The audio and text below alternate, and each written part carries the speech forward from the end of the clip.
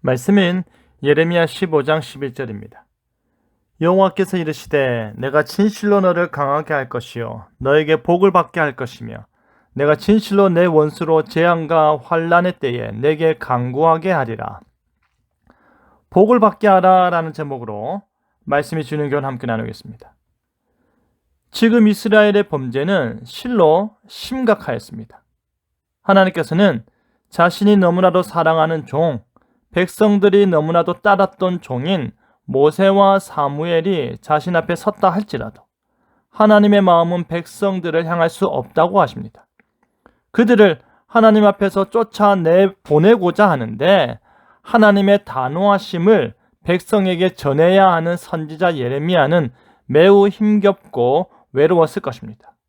하나님께서는 지금 예레미야의 고단한 삶에 대해 권면하고 그 흔들리는 마음을 강화시키고 계십니다. 만약에 이스라엘 백성들이 예레미야 선지자에게 우리가 어디로 나아갈까 하고 묻는다면 죽을 자는 죽음으로 나아가고 칼을 받을 자는 칼로 나아가고 기근을 당할 자는 기근으로 나아가고 포로될 자는 포로됨으로 나아갈 것이다 라고 대답해 하였습니다. 하나님께서 네 가지 방법으로 그들을 벌하시는 것입니다. 유다 왕정 사상 가장 악한 왕으로 묘사되는 므낫세가 저지른 극악무도한 죄들 때문에 유다는 멸망케 되는 것입니다. 그의 죄로 말미암아 세계 민족 가운데 흩어지게 되는 것입니다. 하나님의 말씀을 전해야만 하는 예레미야는 자신의 동족이 너무나도 불쌍하여 눈물이 앞을 가렸습니다. 하지만 하나님의 메시지를 들은 유다 백성들은 예레미야의 마음을 전혀 헤아리지 못했습니다. 그는 하나님의 말씀을 듣기 싫어하는 자기 민족들과 계속해서 말다툼을 해야 하는 것입니다.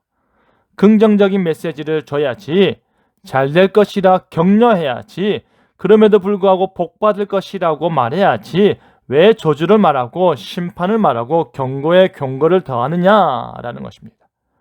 그렇게 홀로 다투는 일들이 반복되다 보니 스스로 너무 힘든 것입니다. 자신은 하나님의 말씀을 전하는데 백성들은 자신과 다투고 싸우기를 반복하고 오히려 자신을 미워하며 저주를 퍼부으니 힘든 것입니다. 그렇게 외로운 심정으로 하나님 앞에 홀로 남겨진 예레미야를 향해 하나님께서 위로하시는 것입니다. 내가 진실로 너를 강하게 할 것이다 라고 합니다. 예레미야를 향한 혀끝에 달린 칼들과 저주의 눈빛과 말들을 모두 이겨낼 수 있는 강함을 더하여 주시는 것입니다. 그리고 예레미야 자신이 복을 받게 하실 것입니다. 하나님의 사람으로서 하나님의 일을 온전히 감당하며 나갈 때 그 복된 삶을 하나님께서 책임지시는 것입니다. 하나님께서 예레미야를 풍요롭게 하시는 것입니다. 그뿐 아니라 지금까지는 예레미야를 선지자 취급도 하지 않으며 조롱하고 비난하던 그들이 마침내 예레미야에게 도움을 요청할 것이라는 것입니다. 재앙과 환난의 때에 강구하게 될 것입니다. 그렇게 미워하고 싫어하고 증오하던 자들이 자신들이 어려움을 당할 때에 도움을 강구하는 것입니다. 기도를 부탁하는 것입니다. 예레미야 선지자는 정말로 외로웠습니다. 자신은 하나님의 일을 하는데, 자신은 하나님의 마음으로 기도하며 하나님의 뜻을 전하는데 그의 백성들은 듣기 싫어했기 때문입니다. 그들의 귀에 듣기 좋은 말만 원했습니다. 하나님의 뜻과는 달리 거짓을 전하는 선지자들이 그들에게는 좋은 선지자고 예레미야는 나쁜 선지자였던 것입니다. 하지만 그런 예레미야에게 하나님께서 함께 하셨음을 깨닫길 바랍니다.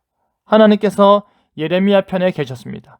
예레미야가 더욱더 기도하며 하나님의 뜻을 전할 수 있도록 강하게 하셨습니다.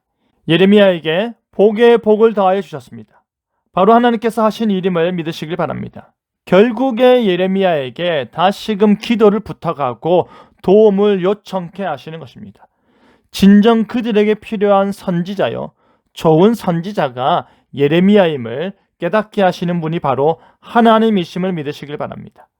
하나님의 뜻을 전하는 것이 힘들더라도 하나님께서 마음을 강하게 하실 것과 나를 통해 복을 받게 하실 것을 믿고 나아가는 저와 여러분 되기를 간절히 바랍니다. 아멘.